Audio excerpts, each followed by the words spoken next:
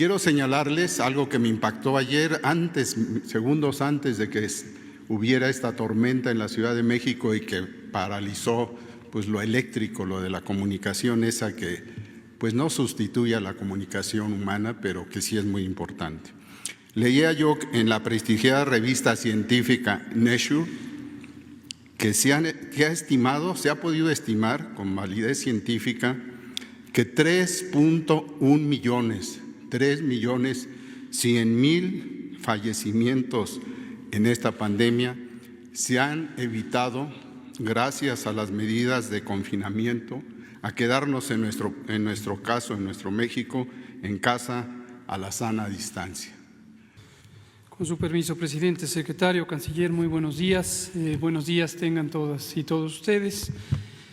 Como ya señala el doctor Alcocer, vamos a utilizar el informe técnico diario, que algunos de ustedes lo vieron anoche, para enfatizar cuál es la perspectiva actual del curso de la epidemia en México y, posiblemente más importantemente, destacar cuál es la etapa en la que nos encontramos y, por consiguiente, cuáles son las actividades que en este momento pueden tener lugar por ser actividades esenciales y cuáles no deben activarse en este momento porque implicarían un importante riesgo de perpetuación o prolongación de la epidemia. Bares, cantinas, salones de fiestas, no se recomienda abrirlos durante el semáforo rojo. Lo explicamos con todo gusto una vez más. Si comparamos lo que hubiera ocurrido en ausencia de las intervenciones, es decir, la historia natural libre de la epidemia, hubiéramos tenido en México y en cualquier parte del mundo una curva, una montaña en esta representación visual que sube muy rápidamente en pocos días, en 7, 10, 14 días, hubiera subido y en aproximadamente 3 semanas hubiera llegado al punto máximo.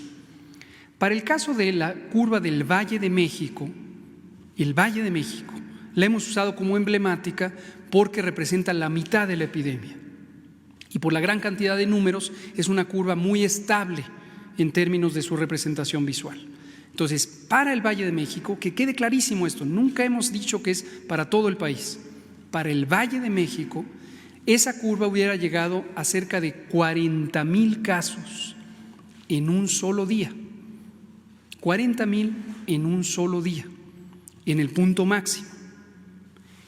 Obviamente eso hubiera rebasado la capacidad de atención hospitalaria. A pesar de que la curva en 6 semanas hubiera subido al máximo y bajado, pero hubiera causado un desastre. En México y en muchos países implementamos medidas de control que se basan en que las personas no estén. ¿Le quita el sueño el que el selecto Círculo Rojo Mexicano no tenga la simpatía hacia usted, el apoyo? Ese grupo de honorables periodistas honrados, veraces, incorruptibles, ¿o usted también los llamaría nuevamente a la tercera tregua a ese Círculo Rojo Mexicano? Bueno, mire, siempre que hay una transformación, lo he dicho muchas veces, se presenta una oposición, se genera una reacción. De ahí viene lo de los reaccionarios. Siempre que hay una transformación, así como hubieron independentistas, hubieron realistas, así como hubieron en la reforma liberales, hubieron conservadores. La revolución, antireeleccionistas y reeleccionistas, defensores de Porfirio Díaz. Y así ahora es igual. Y yo he llegado a la conclusión que no ha habido mucha confrontación Nada que ver lo que sucedió en esas 3 transformaciones con lo que está pasando en la actualidad con la 4ª transformación. Baste decir que en la independencia, en la reforma, en la revolución, pues hubo confrontación armada. Ahora hay una confrontación política y de ideas, y eso es normal y legítimo. Es natural que pensemos distintos. Así es la democracia. Siempre he dicho que sería muy aburrida la vida si todos pensáramos de la misma manera. Estaríamos bostezando y muertos de aburrimiento. Ahora no, ahora hay esta polémica y es, en efecto, un tiempo de definiciones y nos estamos acomodando, pues cada quien en su terreno. El que es conservador pues está ya colocado, porque también como hay polémica, como hay debate, pues no hay para dónde hacerse. Se necesita la definición y van cayendo las máscaras y va apareciendo lo que somos. Y eso es muy bueno, hacer a un lado la simulación.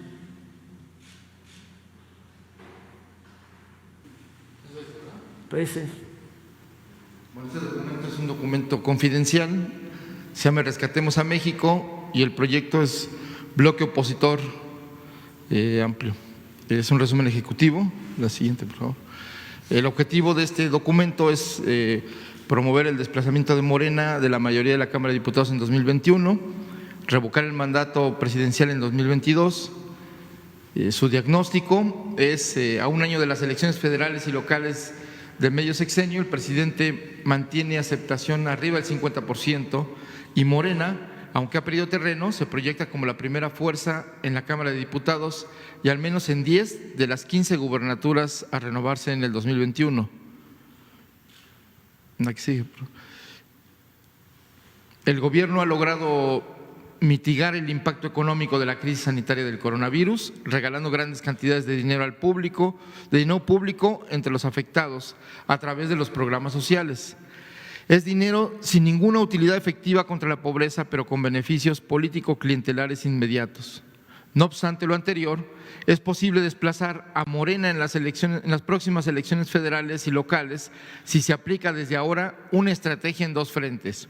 Por un lado, potenciar las debilidades y limitaciones de Morena como partido en el gobierno, malas administraciones locales, pugnas internas, debilidad organizativa y alejado del presidente de la República. Por otro lado, integrar un bloque opositor amplio, BOA, a la 4T, donde participen PAN, PRI, PRD, MC, partidos emergentes como México Libre, gobernadores, alcaldes de las principales ciudades, grupos empresariales locales, medios de comunicación y comunicadores afines, redes sociales orgánicas y organizaciones de la sociedad civil. Estrategia central: impulsar un bloque opositor amplio para avanzar en 2 momentos: ganar la mayoría de la Cámara de Diputados en el 2021, retirar a AMLO de la presidencia de la República en 2022 mediante la revocación de mandato. Su plan de acción es 1. Acordar con las dirigencias nacionales de PAN, PRI, MC, PRD y organizaciones afines la postulación de candidatos únicos en los distritos electorales federales de mayor rentabilidad. Mediante encuestas, determinar las fortalezas y posibilidades de triunfo de cada partido y promover candidaturas únicas del BOA, ya sea de jure o de facto. Número 2. En los estados gobernados por el PAN, PRI, PRD y MC, acordar con los mandatarios una alianza para apoyar el BOA tanto en los distritos electorales federales como en los locales, de acuerdo a las posibilidades reales y al peso específico de cada partido. Encargar a las cámaras empresariales locales que apadrinen a los candidatos del bloque opositor con recursos, personal, propaganda, manejo de redes, movilización, organización y capacitación electoral. 4. Cuidar el perfil de los candidatos del bloque opositor, seleccionar jóvenes y mujeres de la sociedad civil con buena fama pública, preparados en temas de políticas públicas, identificados con los valores empresariales del libre mercado, distintos a los políticos profesionales o clientelales de Morena. Apoyarse en egresados del Tecnológico Monterrey, del ITAM, la Universidad Panamericana y la Iberoamericana. 5. Centrar el discurso del bloque opositor en 2 ejes: desempleo o inseguridad. Responsabilizar a la presidencia de AMLO y a la 4T del ahondamiento de estos 2 males del país. 6. Contratación de grupos de redes sociales, influencers y analistas para insistir sobre la destrucción de la economía, de las instituciones democráticas y el autoritarismo político del gobierno de la 4T. 7. Desde ahora, campañas del bloque opositor en medios de comunicación y redes sociales cuestionando los resultados del gobierno, desempleo, pobreza, inseguridad y corrupción. 8. Cabildeo del bloque opositor en Washington, Casablanca y Capitolio para destacar el daño que está haciendo a las inversiones norteamericanas el gobierno de la 4T. Más que compararlo con Venezuela, el bloque opositor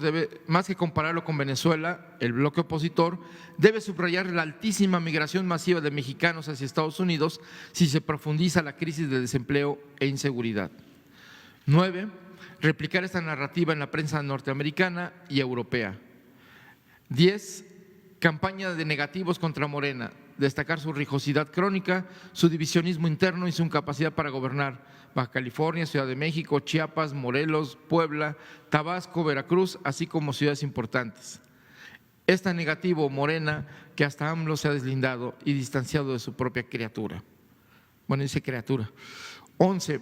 Promover conferencias presenciales y virtuales de los principales analistas, columnistas y periodistas críticos de la 4T, especialmente de Nexos, Proceso, Reforma, El Universal, Milenio, El Financiero, El Economista.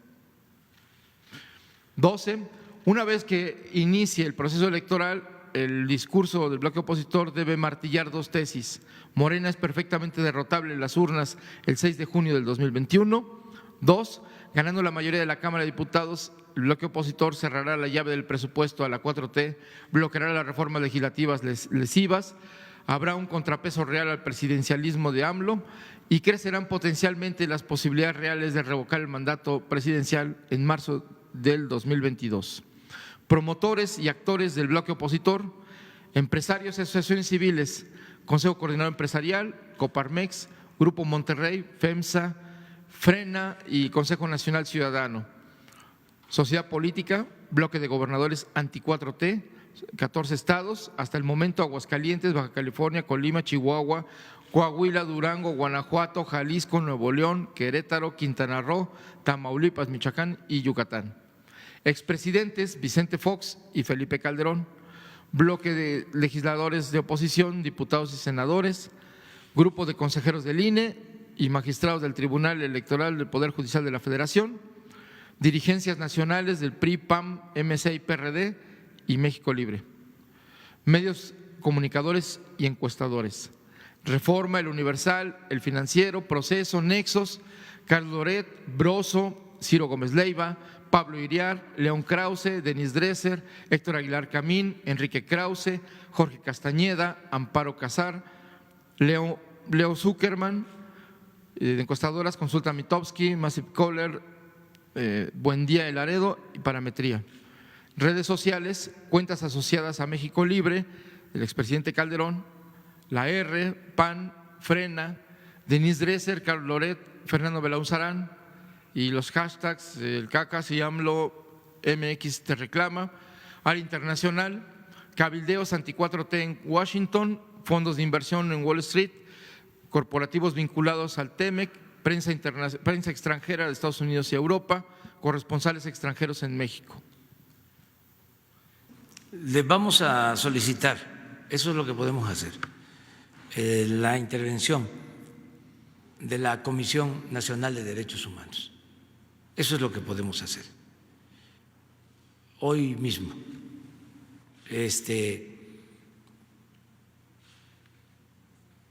Yo creo que eso es lo que nos corresponde, ¿no? Como a cualquier